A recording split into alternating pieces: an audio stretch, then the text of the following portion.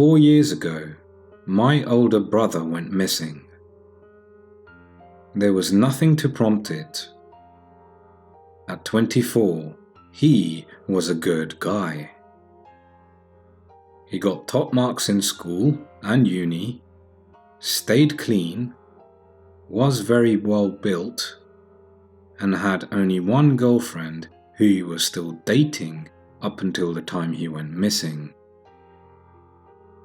I say good because he was horrible to me. Being a pathological liar and a master at manipulation, he got away with practically torturing me for years. He was 10 years older than me, and it never stopped. I got seriously injured from him up until the day he went missing. He always told me he hated me and enjoyed every bit of pain he put me through.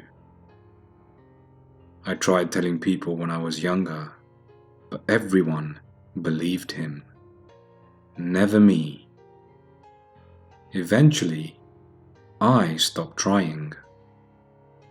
The day he went missing was the greatest and most satisfying day I ever lived. My brother returned after going missing for 4 years. If he really came back, I'm in huge danger. His car was still parked in the driveway. His wallet and phone were on his desk, and his keys in the bowl by the entrance. Police had very little to go off of. It was like he simply vanished. After a year or so, everyone but my mum gave up on the search for him, figuring him to be dead. She, like any good mother, remained hopeful. Everyone else knew better. I knew better. He showed up early in the morning, dropped off by a mysterious black sedan with tinted windows in front of the house, according to our CCTV. We couldn't catch the license plate and had no idea where the car came from or where it went. My brother came out in the same clothes he went missing in, obviously well nourished and with his clothes clean, save for an old blackened stain on his chest, which people assumed was from the chili he ate the morning he went missing, and dirt on his shoes. The huge mystery came when he knew absolutely nothing. His memory cut the day he went missing and resumed the second he stepped out the cab of the car. He thought he was still 24, and honestly, he could have been. A time skip was not one of the more outlandish theories the town had, considering everyone seemed to nod in agreement to aliens. Of course, his room was the same. My mum made sure no one touched it when he left for uni.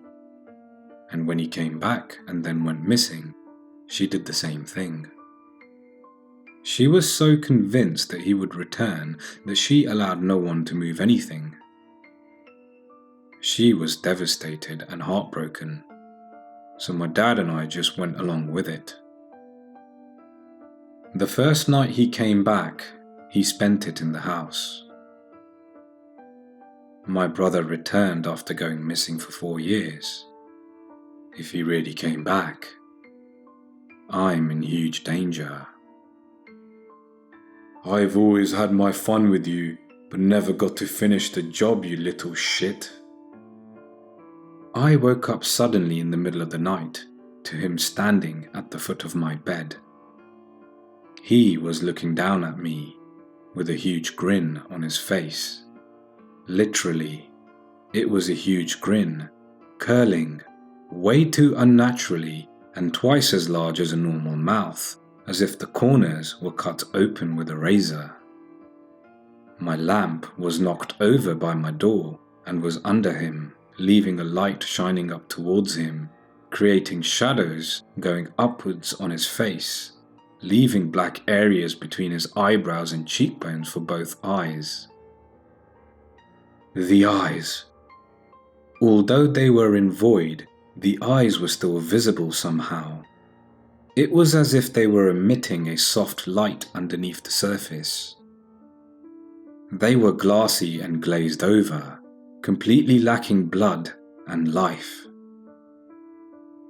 He was wearing the same shirt and pants he went missing in, and the stain on his shirt looked menacing in the light.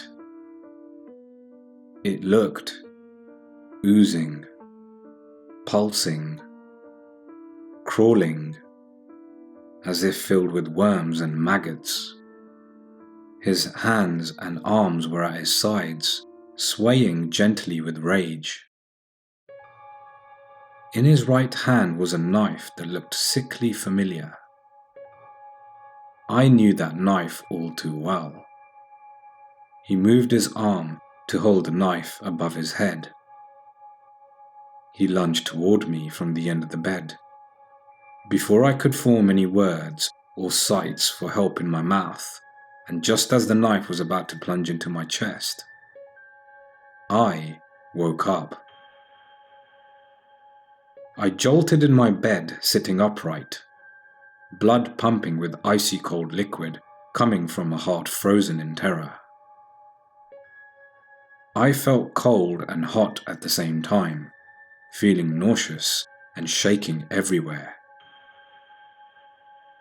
I began to feel bile forming in my throat, so I moved my feet to the side of my bed to go to the bathroom. That's when I noticed it. There was that knife laying on the floor, and the lamp at the foot of my bed. At this point, I run to the bathroom and to do my business.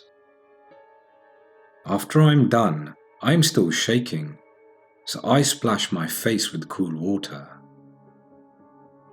It seems to do the trick for a little, so I head back to my bed.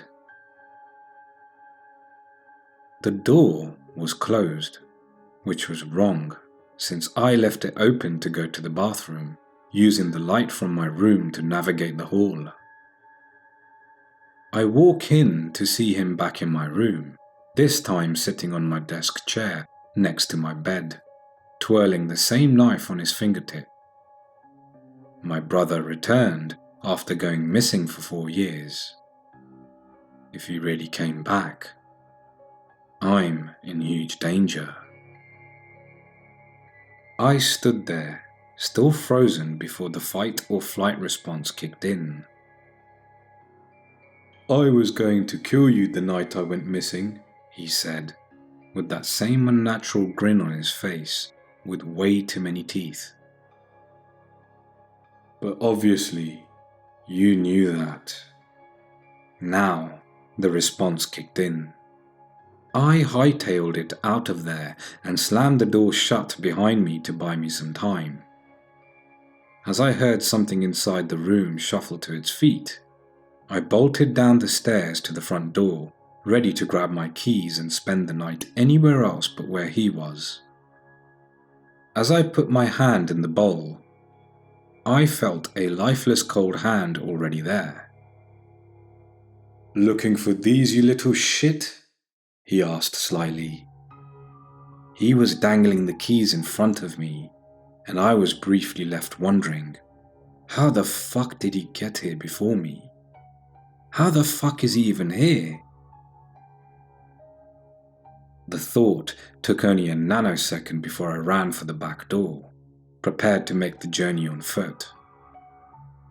I pushed out of the door and started to run for the woods. Yeah, I know, that's a horror cliche, but it's what I did. I heard the door open behind me and knew he was close on my heels. I felt the familiar déjà vu feeling as I realized the events were almost exactly the same as the night he went missing. He chased me then too. He didn't have a knife then though. He thought his fists would be enough. He was wrong. As soon as I stepped into the boundary of the woods where the fateful event occurred, I turned around to see he wasn't chasing me anymore. Instead, the knife lay on the grass in a pool of blood right outside of the woods. My brother returned after going missing for 4 years. If he really came back, I'm in huge danger. Because that night, I had the knife. And I finished the job.